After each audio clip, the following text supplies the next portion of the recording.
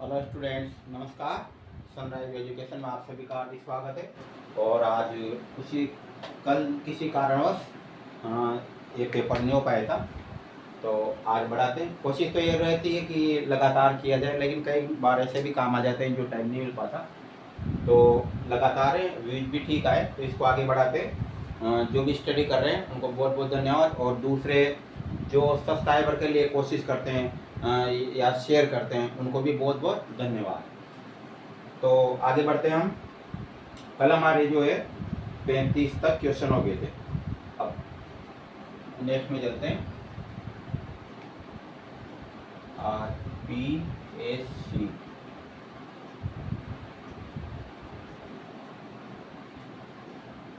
Grade first.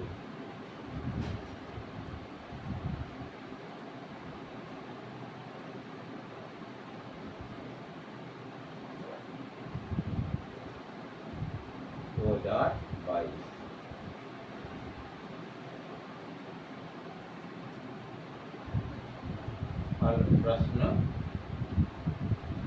पत्र तो 36वां question था ये।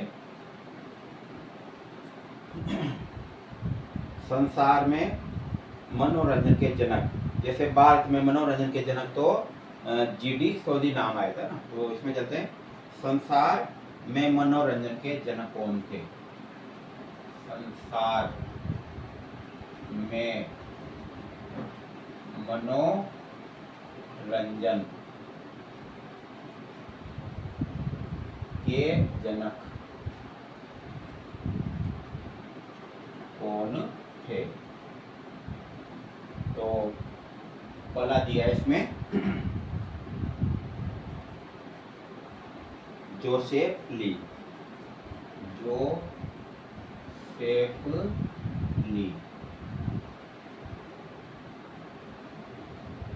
दूसरा दिया है जॉन डीवी।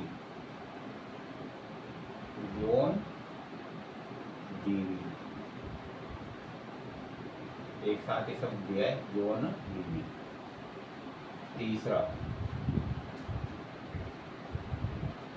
H.C. बक। और चौथा दिया है रेमसे।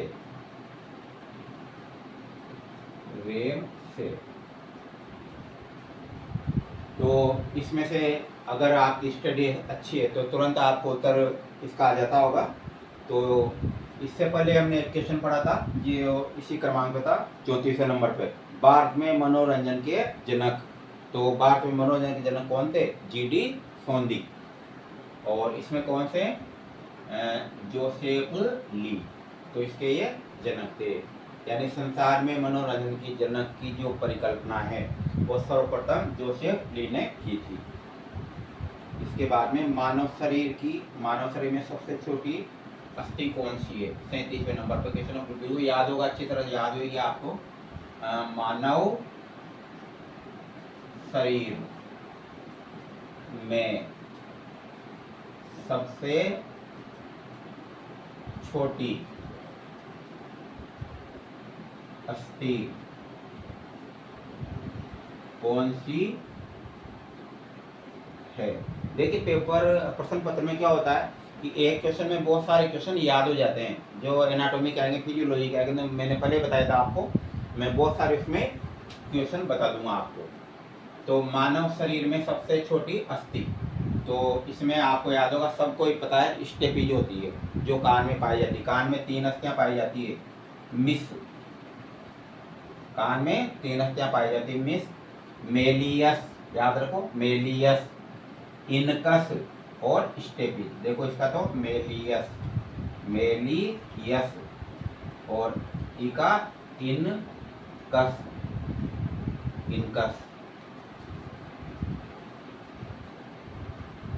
और ये होती है स्टेपीज। तो कान में सबसे छोटी अस्थि का याद होगा क्या? स्टेपीज होती है। तो इसमें जो दिया था वो तो दिया था जैसे कि पीसी फॉर्म सी फॉर्म। तो लेकिन इसको पीसी फॉर्म भी कहते हैं, पीसी फॉर्म भी कहते हैं। दूसरे में दिया था स्टेपिज, स्टेपिज। और तीसरे में दिया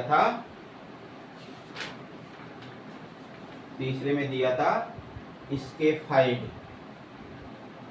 इसको हटा देते हैं,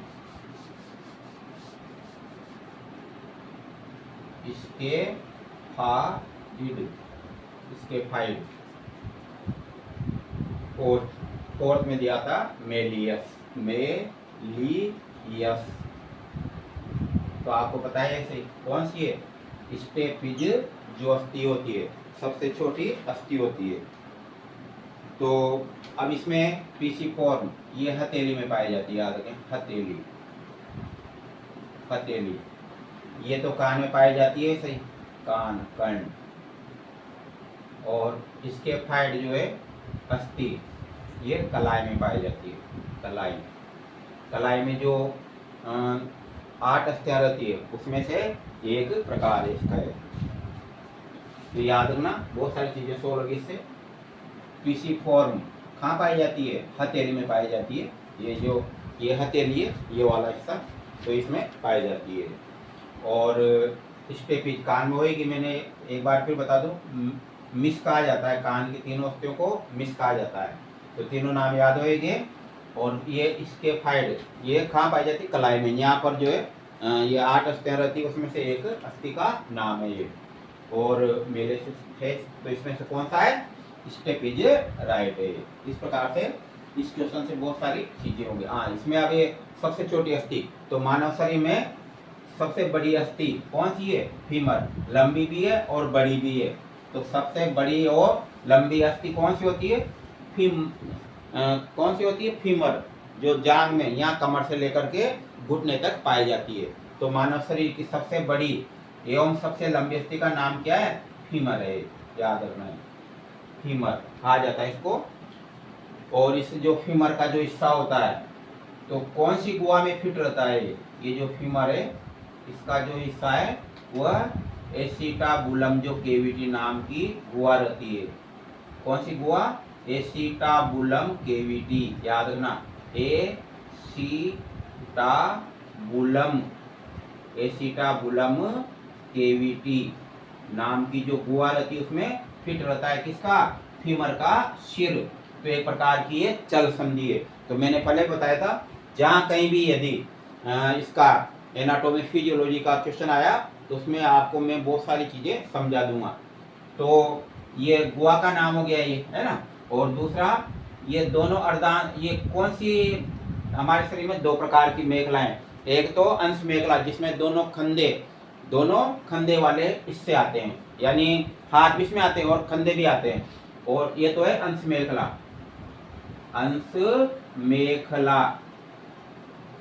हमारे शरीर में 2 मेखलाएं पाई जाती है, एक तो अंश मेखला और एक श्रोणी मेखला। दूसरी होती है श्रोणी मेखला।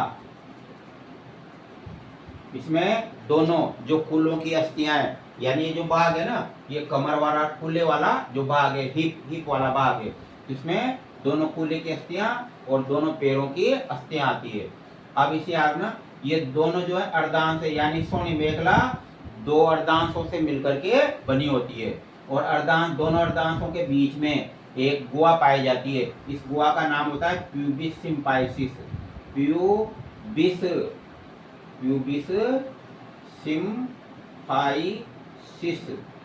प्यूबिस सिम्पाइसिस पाई जाती है। ये क्या होती है? एक प्रकार की है संधि होती है। ये बीच में जैसे यहाँ पर दिख रहा है गुहा की तरह, लेकिन यहाँ जॉइंट में बीच में संधि पाई जाती है इन दोनों की, प्यूबिस सिम्पाइसिस। पुरुषों की अपेक्षा महिलाओं में ये जोड़ रहता है, क्या रहता है? लचीला रहता है, क्योंकि प्रसव के समय महिलाओं में ये जोड़ क्या हो जाता है? फैल जाता है। और इसी कारण से शिशु का जन्म होता है, यानी प्रसव की क्रिया हो पाती है। शिशु जो बाहर आता है ना, तो क्या होता है? प्यूबिस सिम्पाइसिस का जोड़ फैल जाता है, इसलिए प्रसव की क्रिया होती है। तो महत्वपूर्ण जोड़ होता है ये। महिलाओं में क्या होता है? अत्यधिक लचीला। पुरुषों में इसकी कोई आवश्यकता ही नहीं होती। इस प्रकार से ये भी याद रखना आप अच्छी तरह से। और ये कौन से हार्मोन द्वारा विशेष रूप से प्रभावित होता है? ऑक्सीटोसिन। ऑक्सीटोसिन हार्मोन द्वारा प्रभावित होता है। मैंने पहले बताया था कोई भी स्टूडेंट हो, चाहे आप बीपीएड को या कोई, पहले बात हो ऊपर आप ये लिख दिया, इसमें फिर रीट वाला तो मतलब इसको देखेगा ही नहीं।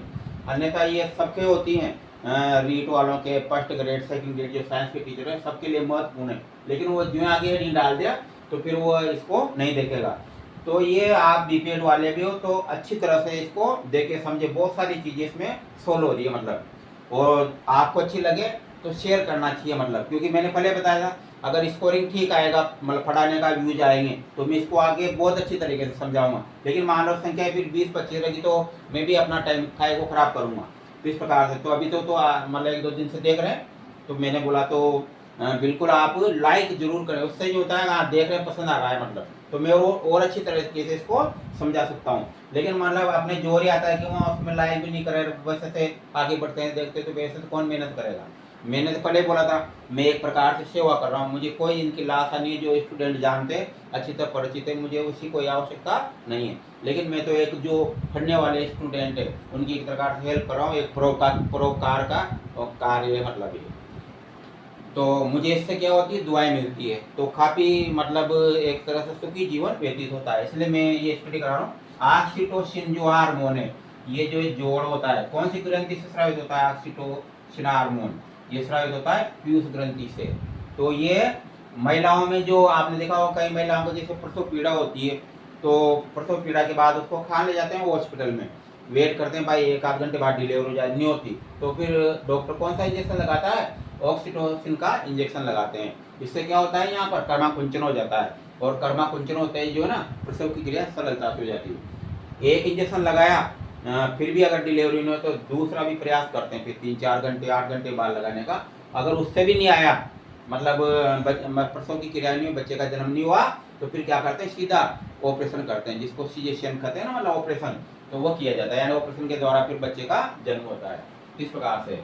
इसके बाद बढ़ते हैं आगे 38 भाई, और जो क्वेश्चन है ना ये तो आपके सब्जेक्ट होगा तो इसमें ज़्यादा हमारे को जानकारी नहीं है, मैं तो एक तरह से उसका उत्तर बता रहा हूँ, लेकिन जो मेरे क्वेश्चन है इसके एनाटॉमी फिजियोलॉजी के, किन्सियोलॉजी के, स्पोर्ट मेडिसिन के, ये इनको मैं आपको अच्छी तरह से समझाऊंगा और एक ही क्वेश्चन में बहुत सारे क्वेश्चन बन जाएंगे। इसके बाद आगे बढ़ते हैं हम योग्यता 38वें नंबर पर चलेंगे। निम्न में से क्या संगठन के सिद्धांतों के विरुद्ध है, निम्न में से क्या, निम्न में से क्या संगठन के सिद्धांतों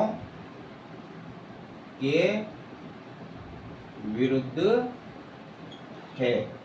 तो इसमें दिए पहला है शक्तियों का प्रत्यायोजन, शक्तियों का प्रत्यायोजन। दूसरा है दिया इसमें उचित संचार,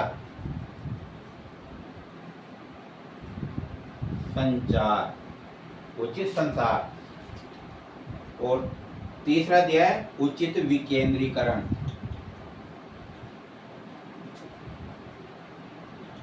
उचित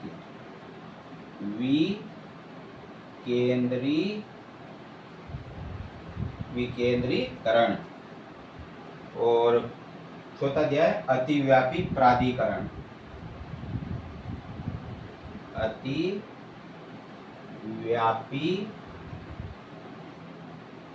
प्राधिकरण।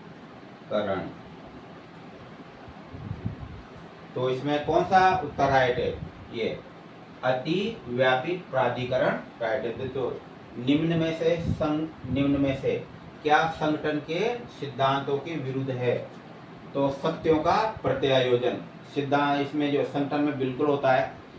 दूसरा संगठन के सिद्धांतों में उचित संचार है, यहाँ पर संचार, तो बिल्कुल संचार होता है। और उचित विकेंद्रीकरण, बिल्कुल संतुलन में मतलब कार्य का विभाजन होता है, पहले ऊपर फिर मध्यम में फिर सबसे नीचे, तो ऐसे शक्तियों का जो है ना विभाजन होता है। अतिव्यापी प्राधिकरण, बहुत ज्यादा मतलब नियंत्रण में करना, मतलब तो ये संगठन में बहुत ज्यादा नियंत्रण वाला कार्य नहीं चलेगा, क्योंकि इससे संगठन क्या हो जाएगा, छिन्न भिन्न हो जाएगा। पहले तो कंट्रोल में रहेगा वो, लेकिन बाद में फिर आपने देखो प्राधिकरण एक ऐसा मतलब केंद्रीकरण की एक जो है ना अवधारणा है प्राधिकरण। जैसे आपने देखा होगा जयपुर विकास प्राधिकरण, तो ये एक प्रकार से जो है ना मतलब केंद्रित संस्थाएं होती है जो काफी नियंत्रण रखती है इस प्रकार से। और उसके बाद बढ़ते हैं आगे 39 में, निम्न में से कौन सा व्यायाम से होने वाला उचित फायदा नहीं है। निम्न में से कौन सा व्यायाम से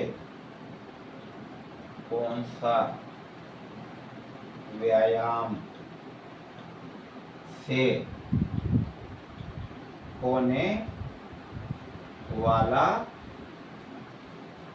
फायदा नहीं है, यानी इनमें से व्यायाम का प्रभाव किस पर नहीं पड़ता है। तो पहला है मूड में सुधार करता है, मूड मतलब इच्छा शक्ति है ना, तो मूड में सुधार। दूसरा आत्मविश्वास में सुधार, आत्मविश्वास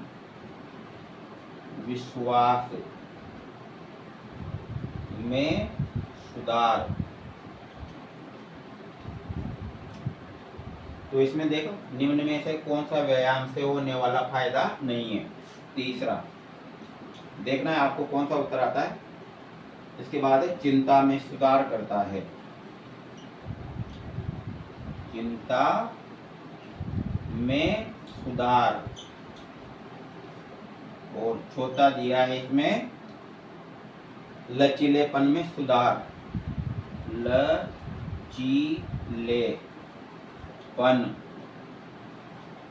में सुधार। अब देखते हैं, पहले तो ये देख लो आप व्यायाम से होने वाले फायदे। जैसे ये पहला दिया है मूड में सुधार होता है, मतलब दूसरा आत्मविश्वास में भी सुधार होता है, बिल्कुल व्यायाम से होता है। लचीलेपन, शरीर फ्लेक्सिबल होता है, हो जाता है। और चिंता में सुधार, मतलब जो टेंशन होती है ना, तो उस प्राइप से उसमें सुधार नहीं करता है। तो इसमें कौन सा राइट था, ये वाला, चिंता में सुधार नहीं करता है ये। और उसके बाद लास्ट क्वेश्चन बीच में समझा दें, चाहे वो 5 क्वेश्चन हो, अगर 5 में से हमारे को अगर 1-2 क्वेश्चन याद हो गए तो सार्थक है। ये तो आप जब पेपर होएगा, जब आप कि जब क्वेश्चन आएंगे, जब आपको पता लगेगा कितना सार्थक रहा है आपकी स्टडी करना है प्रश्न पत्र की। इसके बाद नंबर 40 में एटीपी, वही एनाटॉमी फिजियोलॉजी का आगे क्वेश्चन। एटीपी